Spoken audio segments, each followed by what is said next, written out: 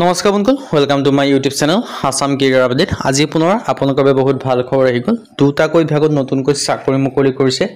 Grade 3 আৰু grade 4 লেভেলৰ vacancy আহিছে। 10 পাছ 12 পাছ এণ্ড ডিগ্ৰী পাছ সকলোৱে আবেদনসমূহ কৰি ল'ব পাৰিব।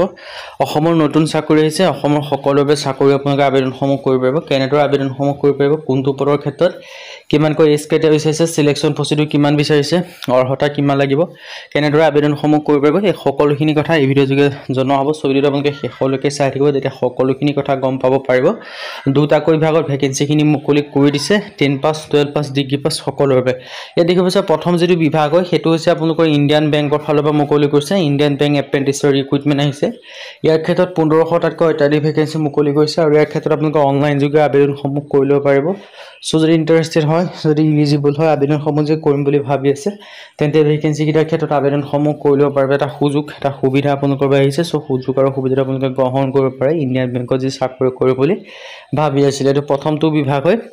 আৰু এনেকুৱা আৰু বিভাগত ভেকেন্সি আহিছে। সো ভিডিঅ'টো আপোনালোকে শেষলৈকে চাই থাকিলে সকলোখিনি কথা গম পাব। আৰু লাষ্ট ডেট সম্পৰ্কে যদি ক'বলৈ যাওঁ 7/8/2025, মানে আপোনালোকে আগষ্ট মাহৰ 7 তাৰিখলৈকে ভেকেন্সিকেইটাৰ ক্ষেত্ৰত আবেদনসমূহ কৰি ল'ব পাৰিব। আৰু ইয়াৰ ক্ষেত্ৰত আপোনালোকে দেখিব পাইছে নেম দ্য পোষ্ট এপ্ৰেণ্টিছৰ ভেকেন্সি আছে 1500টা। কেটেগৰী আছে আপোনালোকে ভেকেন্সিখিনিও দেখিব পাৰিছে। কিন ধৰণৰ ভেকেন্সি আছে। SC কেটেগৰীৰ কাৰণে ভেকেন্সি আছে 255টা, ST কাৰণে আছে ভেকেন্সি 67টা, OBC কাৰণে আছে 351টা। এনেদৰে আপোনালোকে কেটেগৰী ভেকেন্সিখিনিও ভাগ কৰি থোৱা আছে।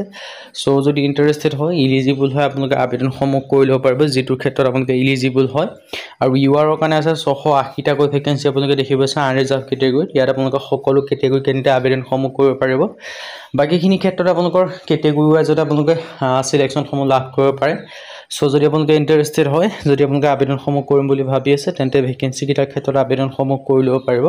ইণ্ডিয়ান বেংকৰ ফালৰ পৰা ভেকেন্সিখিনি আছে, এটা চৰকাৰী বেংকৰ ফালৰ পৰা চাকৰিসমূহ মুকলি কৰি দিছে। সো যদি ইণ্টাৰেষ্টেড হয়, ইলিজিবল হয়, আপোনালোকে আবেদনসমূহ কৰি ল'ব পাৰিব। ইলিজিবিলিটি ক্ৰাইটেৰিয়াৰ ক্ষেত্ৰত যদি ক'বলৈ যাওঁ, 20ৰ পৰা 28 বছৰৰ ভিতৰত হ'লে আবেদনসমূহ কৰিব পাৰিব। লগতে এজ ৰিলেক্সেশ্যনসমূহ লাভ কৰিব পাৰিব। SC SC ক্ষেত্ৰত 5 বছৰকৈ, OBC ক্ষেত্ৰত 3 বছৰকৈ, PWBDৰ ক্ষেত্ৰত 10 বছৰ পৰ্যন্ত ৰিলেক্সেশ্যনসমূহ লাভ কৰিব পাৰিব। আৰু education qualification graduation degree pass কৰিলে হ'ল, মানে BA হওক, BSc হওক, BCom হওক, কোনোবা এটা ডিগ্ৰী যদি পাছ কৰে তেতিয়া আবেদনসমূহ কৰিব পাৰিব। BA পাছ কৰিলে আপোনালোকে পাৰিব, BSc পাছ কৰিলে আবেদন কৰিব পাৰিব, নাইবা যদি BCom পাছ কৰিছে তেতিয়াও আবেদনসমূহ কৰি ল'ব পাৰিব। আৰু এপ্লিকেশ্যন ফিজৰ ক্ষেত্ৰত প্ৰতিটো কেটেগৰী যদি বেলেগ বেলেগ এপ্লিকেশ্যন ফিজ হয়। হাউ টু এপ্লাই, ইয়াৰ কাৰণে আপোনালোকৰ www.naths.education.gov.in এইটো যিটো অফিচিয়েল ৱেবছাইট, সেই অফিচিয়েল ৱেবছাইটত গৈ আপোনালোকে আবেদনসমূহ কৰি ল'ব পাৰিব। সো যদি ইণ্টাৰেষ্টেড হয়, ইলিজিবল হয়, আবেদনসমূহ যদি কৰিম বুলি ভাবি আছে, তেন্তে ভেকেন্সিকেইটাৰ ক্ষেত্ৰত আবেদনসমূহ কৰি ল'ব পাৰিব। ইম্পৰ্টেণ্ট ডেটৰ ক্ষেত্ৰত 18 জুলাইৰ পৰা আবেদনসমূহ ষ্টাৰ্ট হৈছে। 7 আগষ্ট ইয়াৰ কাৰণে লাষ্ট ডেট হয়। তাৰ আগতে আপোনালোকে আবেদনসমূহ কৰি ল'ব লাগিব। সো যদি ইণ্টাৰেষ্টেড হয়, ইলিজিবল হয়, আপোনালোকে আবেদনসমূহ কৰি ল'ব পাৰিব। আপোনালোকৰ এটা ভাল সুযোগ আৰু সুবিধা আহিছে। সো সুযোগ আৰু সুবিধাটো আপোনালোকে গ্ৰহণ কৰিব পাৰে। পিছৰ ভেকেন্সি মুকলি কৰিছে NSMৰ ফালৰ পৰা, নেশ্যনেল হেল্থ মিছন, মানে স্বাস্থ্য বিভাগৰ ফালৰ পৰা মুকলি কৰিছে। প্ৰায় 1138টা ANM ভেকেন্সি মুকলি কৰিছে আপোনালোকৰ বাবে। আৰু ইয়াৰ ক্ষেত্ৰতো আপোনালোকে অনলাইন যোগে আবেদনসমূহ কৰি ল'ব পাৰিব। সো যদি ইণ্টাৰেষ্টেড হয়, যদি ইলিজিবল হয়, আবেদনসমূহ যদি কৰিম বুলি ভাবি আছে, তেন্তে ভেকেন্সিকেইটাৰ ক্ষেত্ৰত আবেদনসমূহ কৰি ল'ব পাৰিব। ANM ভেকেন্সি আহিছে 1138টাকৈ। সো ইয়াত ভেকেন্সিখিনি ডিটেইলছখিনি দেখিব পাৰিছে। আৰু ইয়াৰ ক্ষেত্ৰত আপোনালোকে এপ্লাই অনলাইন যোগে কৰিব পাৰিব নিজৰ মোবাইলৰ পৰাই। সো যদি ইণ্টাৰেষ্টেড হয়, ইলিজিবল হয়, আপোনালোকে আবেদনসমূহ কৰি ল'ব পাৰিব। ডিটেইলছখিনি মই আপোনালোকক জনাই দিছোঁৱেই। ইয়াত কোনকেইটা ক্ষেত্ৰত কিমানকৈ এজ ক্ৰাইটেৰিয়া বিচাৰিছে, কোৱালিফিকেশ্যন বিচাৰিছে, মই আপোনালোকক জনাই দিছোঁ। সো এনেকুৱা ধৰণৰ কোৱালিফিকেশ্যন এজ ক্ৰাইটেৰিয়া যদি মিলি আছে, তেন্তে ভেকেন্সিকেইটাৰ ক্ষেত্ৰত আবেদনসমূহ কৰি ল'ব পাৰিব। আপোনালোকৰ বাবে এটা ডাঙৰ সুযোগ আৰু এটা সুবিধা আহিছে। সো সুযোগ আৰু সুবিধাটো আপোনালোকে গ্ৰহণ কৰিব পাৰে। আৰু আপোনালোকে দেখিছে 18,000 টকা পৰ্যন্ত চেলাৰীসমূহো লাভ কৰিব পাৰিব। সো যদি ইণ্টাৰেষ্টেড হয়, ইলিজিবল হয়, আপোনালোকে আবেদনসমূহ কৰি ল'ব পাৰিব।